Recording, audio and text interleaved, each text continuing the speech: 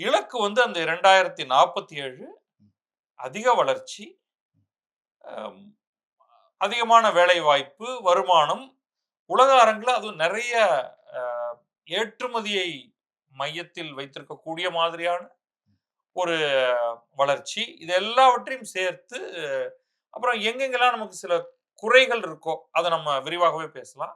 அது எவ்வளவு தூரத்துக்கு நிவர்த்தி செய்வது? நான் அகைன் பொருளாதார வளர்ச்சி நோக்குல அப்படின்னு கவனம் செலுத்தியிருக்காங்க. ஸோ நீங்க எதிர்பார்க்கிற பிக் டிக்கெட் நாளைக்கு வந்து பத்திரிகை செய்திகள்ல பெருசா போடுறதுக்கோ, இல்ல எல்லாரும் கூடி கூடி விவாதிக்கிறதுக்கோ இதுல இல்ல. ஆனால் தீவிரமான ஆர்வலர்கள் இந்த இந்த விஷயத்துல எக்ஸ்பர்ட்ஸ் நிபுணர்கள் அவர்களுக்கு இதுல நெறைய விஷயங்கள் இருக்கு. பிளஸ் நமக்கு இன்னும் டீட்டெயில்ஸ் வரணும். இது வந்து ஒரு பிராட் அனவுன்ஸ்மென்ட் தான் இது. இதுல நெறைய இடங்கள்ல சின்ன சின்ன சின்ன விஷயங்கள் இருக்கும். அடுத்தது செயல் திறன்கிறது. நீங்க சொல்லிட்டீங்க, பணம் அலோகேட் பண்ணிட்டீங்க. அது நடந்ததா? அப்படிங்கிறது. இதெல்லாம் பார்க்க வேண்டியது இருக்கு.